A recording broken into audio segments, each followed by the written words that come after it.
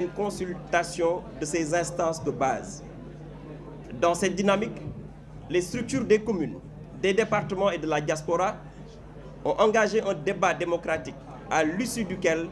elles ont exprimé leur position. Après avoir recueilli les positions des instances de base, Taxawu Sénégal a tenu une réunion de restitution et de synthèse aujourd'hui pour acter sa décision sur l'appel au dialogue national sur le système politique. Ce processus inclusif a donné lieu à une participation large, reflétant la vitalité du fonctionnement interne de notre organisation. Il en ressort que la majorité des structures consultées s'est prononcée de manière claire pour une participation au dialogue. Taxawu Sénégal se félicite de la maturité et de l'esprit de responsabilité qui ont marqué ce processus démocratique. En 2019, dans un contexte empreint de tension, alors même que son leader, M. Khalifa Ababacar Sall,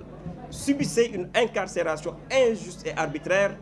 malgré la condamnation de l'État du Sénégal par la Cour de justice de la CEDEAO, Taxawu Sénégal, fidèle à son sens élevé des responsabilités républicaines, avait choisi de participer au dialogue national initié par le président de la République d'alors. Car, dans une démocratie, même en période de crise, le dialogue doit rester la voie de résolution des conflits et le principe pour bâtir un consensus autour des règles de participation de la vie politique et de dévolution démocratique du pouvoir. Dans cette droite ligne, en 2023, Taxawu Sénégal, sans reniement ni compromis, avait de nouveau répondu avec responsabilité et cohérence à l'appel au dialogue. Cette position s'inscrivait dans la continuité d'un engagement républicain constant que notre plateforme a toujours incarné depuis sa création. En décidant, sous l'accord de ses bases politiques, de prendre part au dialogue national prévu le 28 mai, la plateforme Taxawu Sénégal réaffirme avec constance sa volonté inébranlable de placer l'intérêt supérieur de la nation au-dessus de toute considération partisane. Taxawu Sénégal rappelle ainsi avec clarté que le dialogue entre pouvoir et opposition, loin d'être une faveur concédée ou une allégeance consentie, constitue une exigence dans le cheminement démocratique d'un État. Il ne vise ni à effacer les clivages légitimes, ni à niveler les convictions, mais à créer un espace de lucidité partagée. Taxawu Sénégal portera au cœur de ce dialogue les préoccupations politiques, sociales, économiques et judiciaires de nos concitoyens et défendra une vision empreinte d'équité, fondement d'un cadre institutionnel équilibré. Merci beaucoup.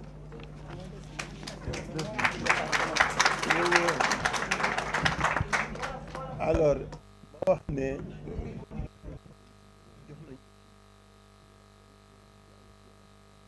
le nombre là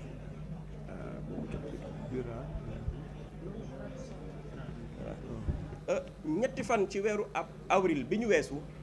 njiitu réew mi da doon jokkalanteeg réew mi ci wàllu boobu nag mu ne dina woote pencoo bu yaatu ci li nga xamante ne mooy suñu doxalin ci politique ci ñaar fukki fan ak juróom-ñett ci weeru mai ci atum 2025 bi ñu nekk ci woote boobu nag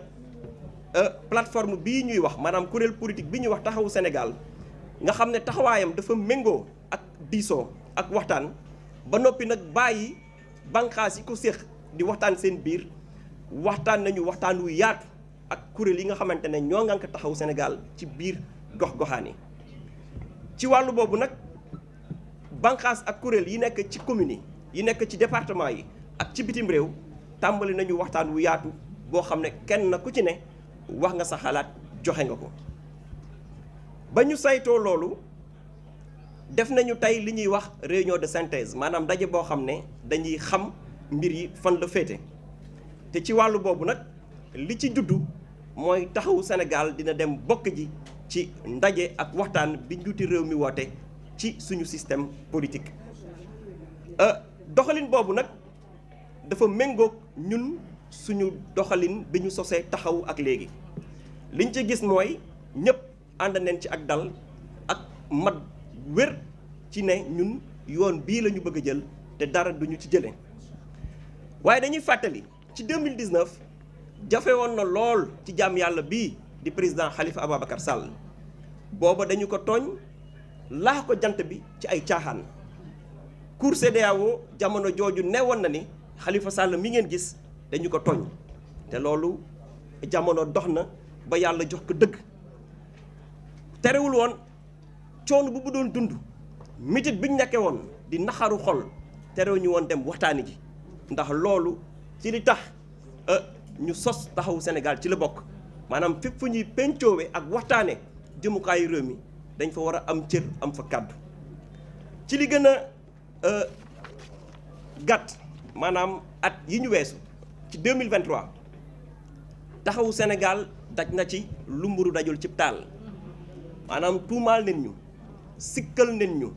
xoxatal leen ñu lottal nañ suñu kuréel bi ñu yor waaye loolu yëngaluñu la ñu def mooy demaat waxtaan boo xam ne la mu jur muy ay jongante yu jur jàmm ci réew mi ndax lu dul jàmm moo ko gën te ci loolu la ñu xamee taxawu Sénégal bañ ko soseeg léegi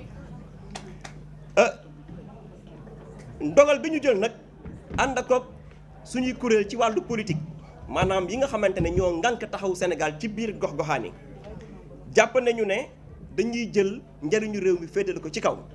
waaye du ñu xool li neex Khalifa Sall def ko déedéet du ñu xool li neex Massamba wala Mademba ñu def ko déedéet waaye dañuy xool njëriñu réew mi ak ëllëgu réew mi yan taxawaay la si taxawu Sénégal war a am ñu ànd ci ak réew mi pour réewum Sénégal nekk réewum jàmm ak réewum naataange. ci wàllu boobu nag dañuy leeral ne dem dialogue du baare yëgoo dem dialogue du fa nga riigu woon ci ngëm-ngëm nga koy soppi déedéet dara soppakiwul ci suñu doxalin ci pencoo ci démocratie ak ci dox jàmm pour réew mi comme ni ñu ko waxee suñu jël benn kàddu mën a nekk ci jàmm waaye dañu jàpp ne bu ñu bëggee tabax am réew ci xel lañ koy waxtaane xel mu sell bu ñu bëggee defar ab dëkk ci waxtaan ak pencu ak diisoo foofu la jamono toll loolu la jamono laaj ndax fitna kenn ñaanul yàlla mu judd cim réew moo tax taxawu Sénégal ci njëlbeenu tànkam jàmm lay dox te jàmm lay dox ba incha allah yàlla di ko jox nguurum Sénégal ci wàllu boobu nag dinañu ànd ak suñuy ñoñ lépp luy jafe-jafe bu askan wi di dund ci dundam bëccëg ak bëccëg lu askan wi di dund ci wàllu koom maanaam suñu tissu économique jafe-jafe ya ca ne suñu wàllu yoon maanaam le système judiciaire ak lépp lu làmboog tolof-tolof yu askan wi di daj taxawu Sénégal fas na yéene doon kàddub askan wi dama ne taxawu Sénégal fas na yéene doon kàddub askan wi ci dialogue boobu ndax réew mi mën a tegu ci dëgg ak njub loolu moo doon kàddu yi di leen sant di leen gërëm asalaamaaleykum.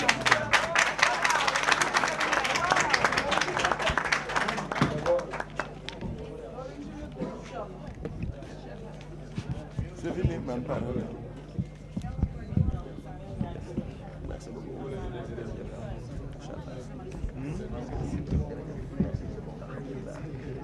Bon, merci beaucoup. Comme on avait dit, il s'agissait d'une déclaration de presse. Remercier toute la